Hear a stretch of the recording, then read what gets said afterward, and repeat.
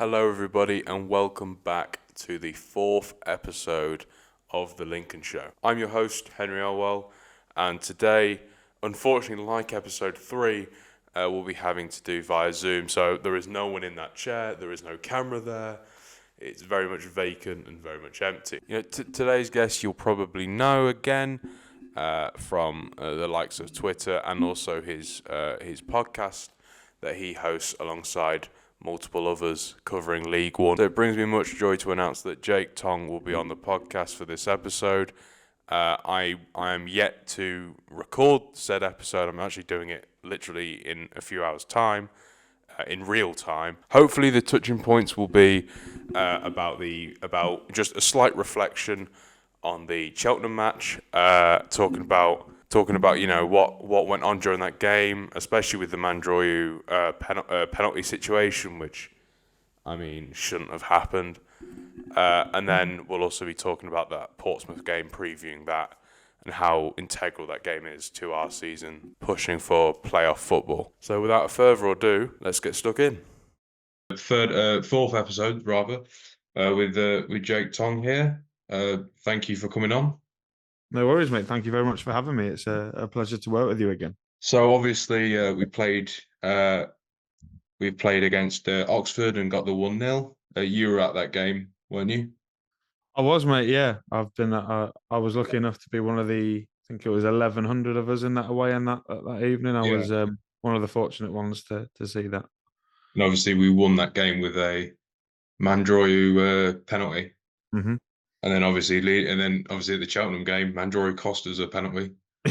And so funny that's how it works, that sort of stuff, isn't it? It's funny that. But what was your thoughts on that? Because I felt that was a bit of a stupid penalty to give away, wasn't it? The penalty on Saturday. Yes, yeah. He didn't need to make the tackle. Cheltenham, and we'll come on to this when we talk about that Cheltenham game. They were getting in behind our wing backs, and I thought Sorensen and Mitchell didn't have the best of first halves, and they were able to get in those areas really quickly and effectively, and that's where the penalty comes from. And we know, not to be critical of Danny because it's part of his game, but we know he likes to tackle. He's been sent off twice this season already, and he just mistimes it. And I had no complaints at the time. I've looked at it back, and it's a definite penalty, but it gets us off to the worst possible start. Yeah, it didn't. The first half wasn't too good, was it? Against Cheltenham away, it was a bit lackluster. It was horrific. But we should we go on to the highlights of Tuesday night? Yeah, of course. I'd much rather talk about Tuesday night. It was certainly a lot better. What, against Oxford? Yeah. Yeah, it was amazing. I thought, I think it was a real even game. I think Oxford had a clear way of playing. I think we I'm very fortunate enough on the podcast that I do, Henry, there's an Oxford fan, and he told me that if you go and frustrate Oxford and you saw the blueprint because Stevenage did it on Friday night on Sky as well. Yeah. If you go and frustrate them and you make it difficult to play against, then you're very good defensively and compact. And we know this Lincoln team can do that because you just look at the results last year, throw away to Ipswich and Plymouth and all those narrow games that we're able to win. Thought it reminded me of that side, and we were fantastic out of possession. We didn't give them a lot. Obviously, they had their moments in the first half. Tyler Goodrum should probably score, but it's a good save from Lucas. Freddie Draper should score. I don't know what you think about that. I think he should definitely score one, if not two. Woody O'Connor had a chance. I thought the first half we just about shaded it. And then second half, obviously, once the referee gives us something to hold on to, Lincoln are probably the worst team in the league to give something on to hold on to and then try and beat them because we've seen how good we are. So, and Oxford, they threw caution to the wind. They brought all the forwards on. Cameron Brannigan, who got injured against Peterborough, came on. Not against Peterborough. In the game prior to that, Burton, he came on. They looked dangerous. They played the ball quicker into the midfield. They were able to get some shots off. Cameron Brannigan had one himself, but Lincoln held firm, and that's what we've said a lot this season. Hence why Lucas is at the top of the Golden Glove race, isn't he? Yeah, and we did frustrate them, didn't we, Mm. against Oxford? With the likes of Ethan O'Ahan and Oh, constantly brilliant. at them, weren't they? It was brilliant, brilliant to Yeah, see. Wardy said to me, Henry, and Wardy's the lad on our pod. Yeah, He said he thinks Errohan is a fantastic footballer, but he's a yeah, bit of a how can I put this politely? He's a bit of a something house, if you get what I mean, if you yeah, get my yeah, phrase. yeah, Um, and I think that's Ethan. Well, you saw the celebration that him and Joe did on Saturday to the home fans. I think you need that sort of player in your team, really. And luckily, You need an we've got agitator, don't you? And he is yeah, that yeah. agitator. We had Matt Reed before. Matt Reed was great at doing that. He was Yeah. great at winding up the opposition fans, and we've got one that's worth probably a lot more than Matt Reed when we eventually end up selling him on. Yeah, no, it's great. It's great to see. Obviously, Freddie Draper scoring. That's brilliant, isn't it? Against Cheltenham, one of Yeah, your academy players, coming on and doing stuff like that. I mean, he proved it at Walsall. I didn't think maybe he wouldn't come into the first team, but obviously with the injuries that we've needed him in the side and stuff like that. So it's great to see him starting to kick on a bit now, and hopefully that progresses through. yeah, that's 2 and 4 for Freddie now. You can't forget the goal that he scored away at Reading as well. Yeah. That's a big game. He's getting in the right areas, like we saw away at Oxford. He's in the right area. Just the execution isn't great. And you say he had a great spell at Walsall. Probably even had a better one at Drogheda before that when he was over in Ireland, when he scored 8 goals and was their top scorer. But it's natural progression, and I think we had no choice. Upon the time we were recording, we didn't have Joe Taylor, we didn't have Ben House fit. Rico Hackett was out. We didn't have Tyler Walker was another one. We had no strikers pretty much apart from Jovan, who I think did pretty well. But yeah, Freddie offers you something different. Different. I think he battered the Cheltenham centre halves all game, and he got his reward. It was a lovely touch and a great volley into the corner, and I think he deserved it. I mean, he's certainly worked hard enough, and I think he's been a real good asset. And I think this sort of 4 or 5 month period in League One now, Henry, is going to do him the world of good. Going into next season, we won't have Joe Taylor probably if we're in League One, which wouldn't be the worst thing in my opinion. Freddie Draper next year is going to be dangerous alongside a player like Ben House or a centre forward like Joe Taylor. So, yeah, was delighted for Freddie and was just glad to see that celebration in front of a packed away end. His iconic celebration. It was great. And then that image at the end on Twitter that they posted of him, fist bumping to the fans and all the players are behind him. That's a good image and very good and reflects on the whole team.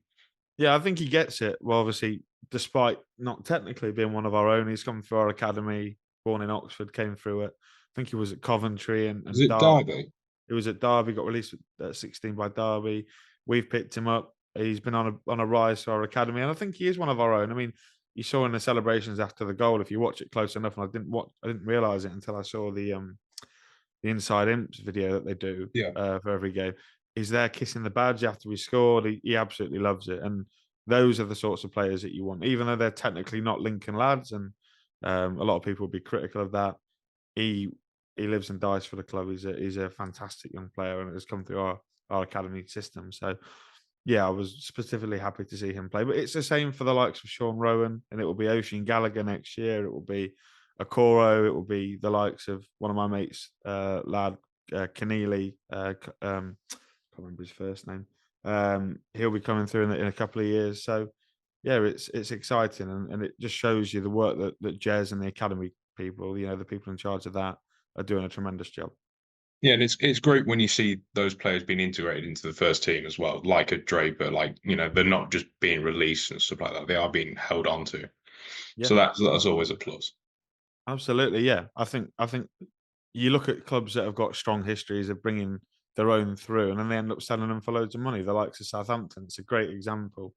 They've had the likes of Luke Shaw, Gareth Bale, Will Prowse, who they sold on the summer just gone. There's countless to go through. Alex Oxlade-Chamberlain went to Arsenal. So if we can follow that model and have our academy kids playing in our first team, not only does it cost less money, we don't have to put the outlay on big name first team players, but also it gives you a real connection with the team. And I think the people of Lincoln are really feeling that connection at the moment with those sort of players like Sean, like Freddie and Jovan to an extent. I think Jovan, it would be really harsh to not include him in the conversation. He's been fantastic. You can't remember, he's only 19, didn't get in Brackley's team last year, and all of a sudden he's thrown into the limelight in League One, and I think he's done a sterling job in holding the fort, and he's got a couple of goals in recent weeks to help that as well, a bit like Freddie. Yeah, Jovan was, from Akama and that, it was a bit different because he got very much thrown into that first team very quickly. And that, I don't think that helped him to begin with. But obviously he's cracked on and scored a few goals since. Yeah, he's even got his own chant now, Henry, as well, which will please him. But yeah, that day away at Barnsley where he bundled that one over the line. I don't think he felt like he could celebrate, because I think he knows that the fans were on his back for that period where he was our only option, and people going into maybe October, November. Oh, Jovan's up front again. But he comes up in moments like the Barnsley goal, the goal against Leyton Orient. We certainly wouldn't be where we are now without that goal. So I think it shows real good character development from a young player who's had his chances. And when he came on again, I think he came on Saturday, he did really well. He held the ball up, got the ball away from our goal, and when he went back, he defended corners admirably for a centre forward. So yeah, I'm happy for all our academy lads, and the fact they're impacting the first team is really great as well. So now, looking forward, obviously we play Portsmouth, who have just been crowned champions of the league. Can't wait for that. Yeah, that's either going to be very fun or miserable. So how do you see it going? Well, obviously, one of the other lads on the podcast, funnily enough, is a Pompey fan, so we get a lot of insight into lives going on in Hampshire. They won the league, didn't they? Probably in the most Pompey way possible against Barnsley on Tuesday night, the same night we went to Oxford and won. Yeah. Coming from a goal down to win 3-2, it was fantastic scenes. They were all on the park, and then they get on the beer, and they went out and they got hammered, and they're every right to do so. They've gone back to the Championship for the first time in 12 years. It's a great achievement. John Mousinho's done a fantastic job. And then you look at what happened on Saturday. Obviously, they played against Wigan, a good Wigan team, as we well know from just over a week ago when they came to us and beat us, and they turned Portsmouth over. Whether that's the beer, whether that's Wigan playing really well, it's yet to be seen. But they're a good team. I mean, they've got some really good players. Colby Bishop scored 20 goals.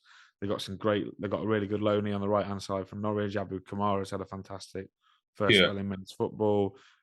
We know about the likes of Joe Morrell. Obviously, he won't be playing, but we know the quality midfield, Marlon Pack. They've got a lot of good players down the middle of their team, and it's going to be a challenge because John Mousinho will not want to go out on back-to-back defeats in the Sky Bet League One. So I'm hoping that they are still going to be on the beach with the flip-flops, knowing that their summer starts the day later. But that they are an exceptional outfit, and they've won the league with 2 games to spare. That tells you everything you need to know about Portsmouth. Yeah, I mean, they are a cracking side, aren't they?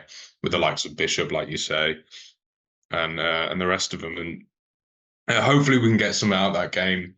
I mean, we're very hungry for 6th place. We can finish 5th still, Henry. Yeah, we can. Yeah, exactly. And that's a driving factor into, hopefully picking up that win. What else obviously that's the champions mentality isn't, let's let them win, but what else have they got to play for other than dominance? Well, this is it. They won't want to go out on back-to-back defeats, like I said. Yeah, they've got a really strong mentality at Portsmouth under Mousinho. He's installed it ever since he was appointed just over a year ago. Yeah, it'll be a tough game. I can't imagine they'll roll over, but we have that edge of something to play for, and it depends how much you put into that, really, on having that edge. And does it mean that we'll be better, we'll be sharper, we'll be first to everything? We've got something to play for. We know that if we win, our place in the playoffs is confirmed. If you'd have said that to me, that you've got a chance on the final day to win and get in the playoffs after we walked out of Bloomfield Road on New Year's Day, I'd have laughed at you, not to be honest. But it depends how much you put on having something to play for. We had something to play for and Wigan didn't, and Wigan have won. Portsmouth could have got to 100 points if they'd beat Wigan and then beaten us on Saturday this weekend. So really interesting. It's a really interesting game. I think we'll nick it, but they're definitely not going to make it as comfortable for us as we might have liked. Yeah, it definitely won't be an easy ride. It'll be very much a twisted one. But I do think we can win it. Like we're not. Yeah. I don't think we're not gonna not win. But I think it'll be very narrow should we win. Yeah, Don't know. I don't think I don't. Apart from that really mad week where we were beating teams 5 and 6-0, Yeah, a lot of our games have been tight this year, especially sort of post Leighton Orient where we won 1-0. A lot of our games, you look at from there, we beat Carlisle by 2 goals. We drew with Reading. We lost to Wigan. We beat Cheltenham. We beat Oxford. We're not scoring lows, but we're not conceding a lot either. yeah. So and look, like I say, we've got something to play for. The lads will know that. The lads know what they can achieve, and we will want to win the game because if we draw, that we're then asking the likes of Exeter, Northampton, and Reading to do us favours, which I'd rather not have to No, ask them at all. no, you need to do it yourself, don't you? Not go out. Yeah, Not and we want to take momentum. If we and I was on with Nappers or Cod's Vlogs, as you might well yeah, know him, last night, and he was saying if Lincoln had, for example, won and then lost again, and we're in the playoffs by beating Cheltenham, and we lost the unbeaten run on Saturday against Oxford, you lose your momentum. But because losing to Wigan might actually have been the best thing to happen for us because we lost that unbeaten run, we lost the momentum, but we'll then have gone and let's say we beat Portsmouth, we'll have gone and won 3 games back to back going into the playoffs. That will give us confidence and that will give us momentum. So yeah, we'll want to take momentum going in if we're going to get there. And I think what better way than to dispatch of the champions in front of a packed out Sincil Bank? There's no better way. yeah, yeah. It sold out very quickly from what I can remember. It sold out it was like a week ago or something. I think. Yeah, it's been sold out for a long time, but that's probably because we've not given Portsmouth the allocation Yeah, that they want. yeah. And I have had it. I've had it in my neck on Twitter pretty much since Yeah, I since did the see. announcement. I did see some tweets actually. Yeah, Yeah, I don't know if I'm going to be able. If we play Portsmouth next year, if we get promoted, I don't know if I'm going to be able to step foot in it within Fratton Park, given the response that I got to the tweet that I put out. But look, ultimately, we have to give them 10%, which is what we've done. We yeah, don't have to give them any more. And why should Lincoln as a club miss out on added revenue from our own fans? Because Portsmouth fans are going to come to Sincil Bank one more time, then they're promoted. If you give those seats to Lincoln fans and you see Lincoln get into the playoffs, those fans are more likely going to come back and spend more money with the club, and therefore we're going to yeah. have more money to spend in whatever area we want. So I think it was the right decision. We want to celebrate with our players on the pitch at full time. It was the right call for me, and I'm glad it is sold out because that sort of acts as a 12th man because certainly the away ends that we've been in this week at both at Oxford and at Cheltenham have been like a 12th man and certainly helped the lads get over the line. Well, and also it's our stadium at the end of the day, isn't it? Like, Exactly. We don't make the rules just as because long they're a as we bigger do team. as long as we do the 10% thing. Yeah, exactly. And then I think what will be interesting is if we get into the playoffs, and let's say we go to Peterborough and they only give us 1,500, or Bolton give us 2,500, or whatever the minimum allocation they can. I'm okay with it because it's just trying to get a sporting advantage. Yeah, You have to get every stadium in the world does like it's the exactly. same everywhere. Pompey fans won't tell you that they were doing it I mean, there were 500 Wigan fans there on Saturday. Wigan Yeah, could have taken at least about maybe 3 times that, and Derby yeah. as well. And the game against Derby, they gave them 10% and no more. So it's an interesting debate, and of course the Portsmouth fans are a little bit bitey on social media, so you have to be careful of what you say. As far as I'm concerned, it's you would every club would do the exact same. So I think so. I think you you're spot on with that. I think it's just a genuine. I think it's just people trying to complain over literally nothing. Yeah, I agree, but we're British, Henry. At the end of the day, that's Yeah, exactly that's what we that's what we're do. made to do. That's what else is there to do? Football and complain. Just quickly to interject during the show, please, please, please, would you go follow the Instagram account linked to this show? It's at Lincoln_show. That's on Instagram. I've also, I'll drop a photo of it here. If you're visual, if you're watching on YouTube, please go follow it. It's at Lincoln_show. Thank you very much. So obviously against Portsmouth, who do you think will start? Like in the starting 11? I mean, for me, I think you've got to start Draper. Yeah. Up front. I don't think you can't, sort of thing. But you might know more than me, but is Hackett available, or Well, is it looking? we'll have to wait for the press conference to come out on Thursday. Obviously, we're recording this on the Monday. Yes, yeah. So things can change, but I would imagine what he'll do is he'll stick with Lucas. I imagine he'll probably go unchanged if he has to. Yeah. I think that Jacko came in and did an exceptional job away at Cheltenham, won every header, marshaled the defence with Pawdy. The only sort of criticism that I have with the back three of Mitchell, Pawdy, and Jacko is it's a little bit slow, and I think Sean adds a little bit of a balance being left-footed and also a little bit of pace into that back line. But I thought Sean had an okay game at wing back. It's clearly not his favourite position, so I'd probably stick with the same back five. I just contradicted myself there, didn't I? You probably play in midfield with Ethan Arahan has to start.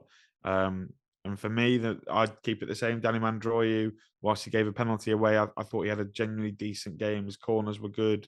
I think he gets up the pitch. I think he knows the triggers to press. And then I think you probably play Ben House in that other midfield position.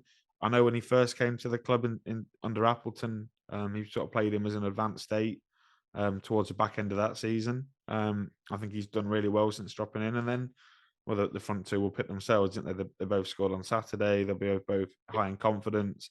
I mean, there were two great goals as well. Joe Taylor's goal, which we haven't spoke about, finish on his left foot, and hopefully, and he's scored what's that 2 in 5 now.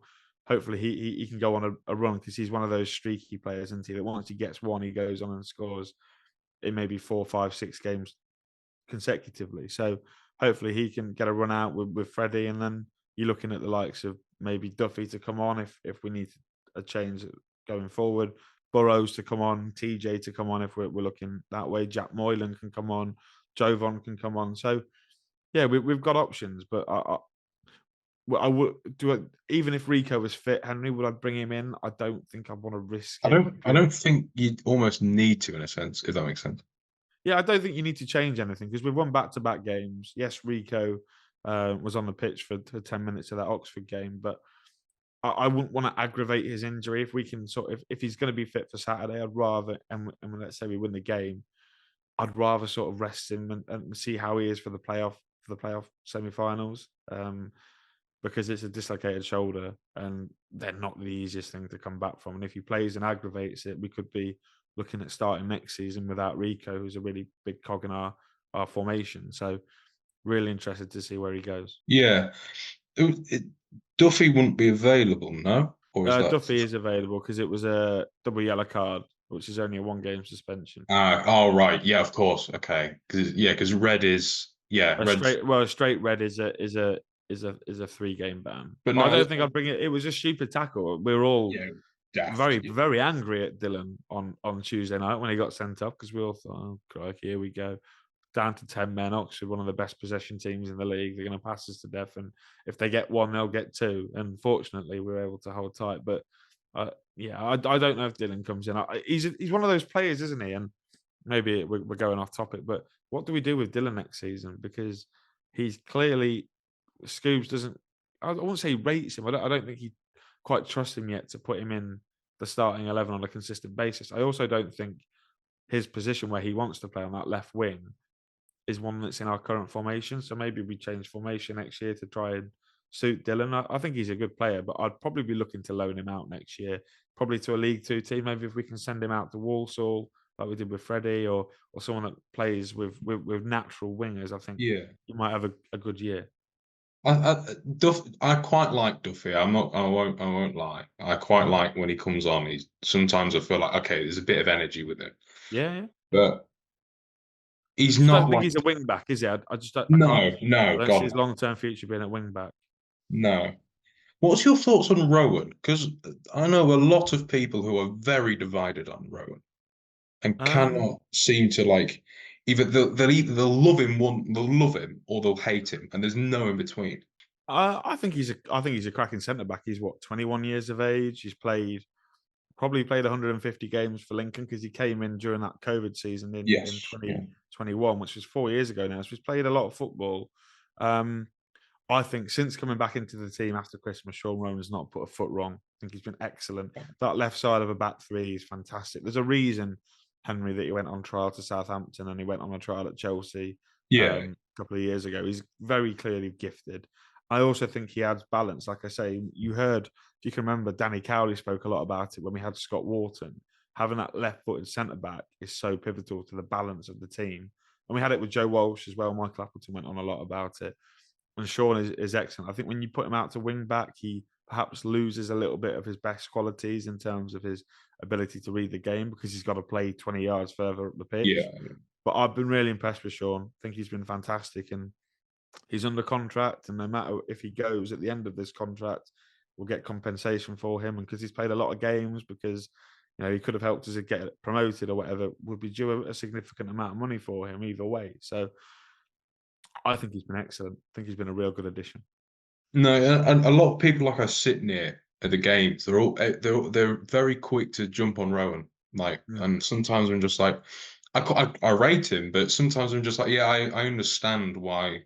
Because some like cross, he'll just do random stuff. You're like, what are you doing? There's a lot of scapegoats, though, isn't there? Everyone Yes, has there to is, have a yeah. scapegoat. You look at Yeah.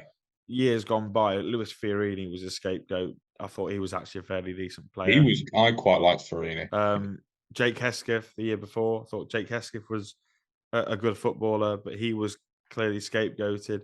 Dan Lundaloo the same year as well. He was Yeah. John Akinde before that. I mean, yeah, there's always someone to blame, mate, if things don't go the way that you want. But yeah, I think Sean's been excellent. He's up there. I didn't vote for him for Player of the Year, but I certainly wouldn't be surprised if he wins the young player.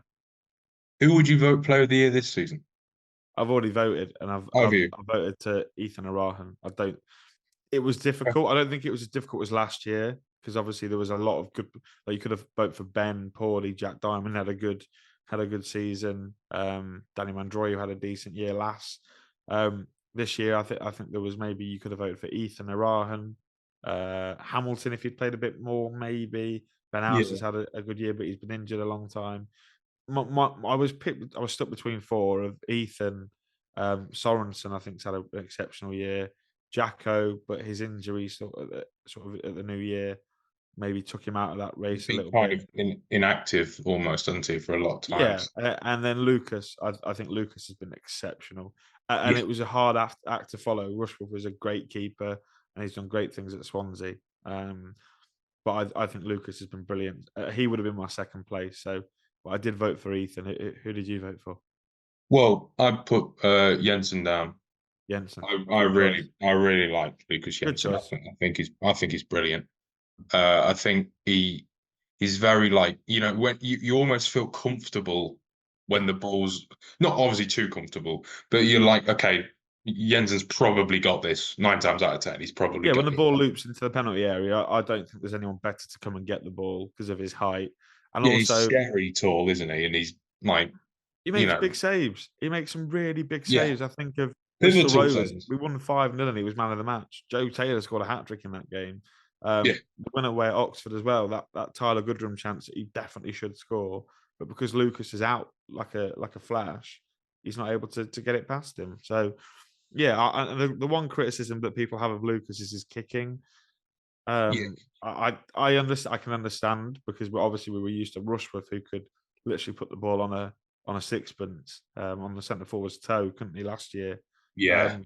But I think he's 24, 25. He's a young keeper. He's got loads of time to get better, and he's been one of the best keepers in the league this year for me. It was almost towards the start of the season where all the criticism was, though. I don't think It now shows you the development and the character, doesn't it, of him to come back and completely just almost put the middle finger up in the face of his critics. Yeah. I think he's been excellent since then. The one mistake that he made was against Oxford on Halloween. I don't think he's made many mistakes since, and we've not really had to call on Jordan Wright to come in and change. You look at what Carlisle have done at the start of the season they were rotating between 3 keepers, and that does your back line no good I whatsoever. mean, what did the defenders do at that point? They've got no stable. You're guessing, aren't you? You're Yeah. guessing. Bit like the Lino against Wigan. You're guessing a little bit. So Yeah. it was.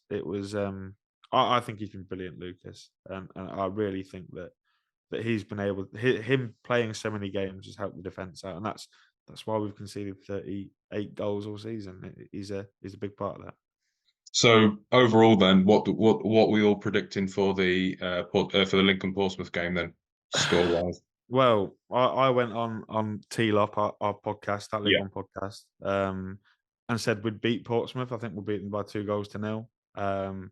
Just think that edge that we've got something to play for. They don't. We're at home with a packed out crowd. I think we're going to get over the line. I think we're going to finish 5th. I think we'll do it. So I've gone Lincoln 2, Portsmouth 0. What about yourself? Well, I did say earlier. I said yesterday actually that 2-0. I think would win 2-0.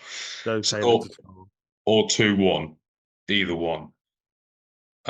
We want Lucas to keep a clean sheet because then there's every chance that he might win the Golden Glove. So we could do with Lucas keeping a clean sheet. And I'd love him to win that Golden Glove because he really deserves it. He does. Does Jensen? But thank you, Jake, for coming on to the Lincoln show. Much appreciated. I implore everyone to go check out the That League One podcast. Yes. Yeah, very good. You have a listener, Henry? I'm not a constant listener. I won't lie to you, but I do the occasional episode. Yeah, I'll listen to the most recent ones now. But yeah, thank you for coming on, mate. Really appreciate it. No worries.